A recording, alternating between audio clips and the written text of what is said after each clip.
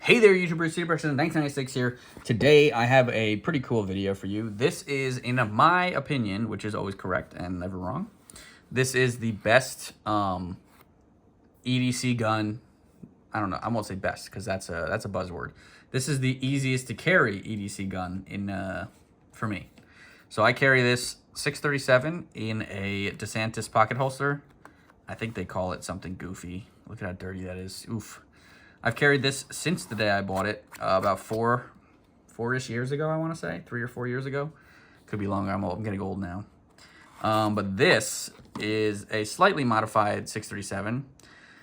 If you just watched this last video I not more than 15 minutes ago, installed this titanium cylinder. So I'll go over what I've done to this and how easy or difficult it was. The easiest thing to do, honestly, was this cylinder. This took about 10 minutes, and it's 140 bucks. The cheapest thing I've done to it is the hammer. Free, if you want to go the route of chopping your original one. Now, I'm under the mindset of I don't like to do anything I can't reverse.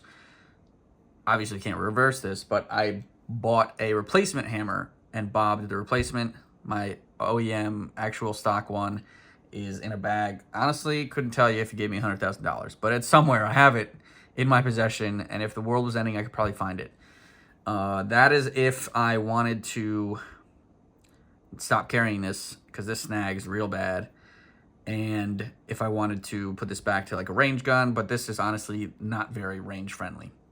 This gun is 10 feet. This is a 10-foot gun, and that is most... Geez, I say that a lot. That is most defensive encounters, I would say, that I'm getting into. If they're more than 10 feet away, I'm going the other way. But the other thing I've done to this is a serrated trigger. If we can get... There we go. So I had that smooth trigger that comes with. Very slick, and I was afraid that if my hands were wet or bloodied or anything else, then perfect, it would slip off of that really slippery trigger. So there's a guy on eBay, don't know his name to be honest, but he has a bunch of different Smith & Wesson parts from every revolver, and I just messaged him and I was like, hey, I have a 637-2, what hammer or what serrated trigger would fit? And he came back like a day later and told me. I bought it, and it was a drop-in trigger. It took a bit of time to install. It's not, I wouldn't say time. It took, how do I say this? It felt like it was sticking, and originally it would not fire the gun.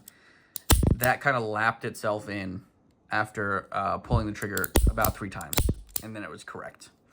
Don't know if that was like some misaligned thing on the inside, but it works 100% fine now. I haven't had a problem with it since the first 3 rounds. So that was one thing. The only thing that I would do more to this is put a very tiny amount of nail polish on that front sight. These sights kind of suck ass. But again, this is a 10-foot gun. You're basically point shooting. So it hasn't been that big of a issue for me. Now, everything I've done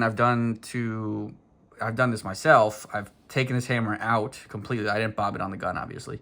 I bobbed it and blued it with some super glue. So you're really taking apart this gun, and once you start taking it apart, you're going to see this is not at all what all the FUDs claim of these will never jam, blah, blah, blah. This will last more than your semi-automatic Tupperware gun, because there are so many moving parts and pawls and springs, and it's kind of like a watch in here. And honestly, I think if you could probably break this gun if you pulled the trigger and held this hammer forward. And if you wrenched on this, you would probably break it. And the pawl to cam this lock at the right time, that this is cammed, it's not as idiot-proof as all the FUDs keep saying. And, oh, this is a girl's gun, blah, blah, blah. It's like, this thing is really snappy. It's small, especially if you're shooting plus P. I couldn't imagine a 357 J-frame. That would suck. But for me, this works awesome. Sometimes I honestly forget it's in my pocket. which is good and bad. But I've never been called out. You don't really print with this. It kind of conforms to your pocket. You know, it just looks like a full pocket. The price was like $4 something, $4.50, $4.80. Now they're like $5.40 or something. But I would, if I were to do this again, I would buy this again. This has been my favorite so far. Carry gun. And again, the best gun to carry is the one that you're carrying, if that makes sense. It's not, if you get this super cool Glock, because again, it's right here actually, I'll grab it. If you have this super cool high-speed gun with all this goofy shit on it, you're just never going to carry it. It's too heavy, it's too big. And I'm limited to 10 rounds anyway, so this carrying 16 or whatever it can carry doesn't matter for me in this state. And even if I could carry 16, I probably wouldn't, because this is just so much lighter.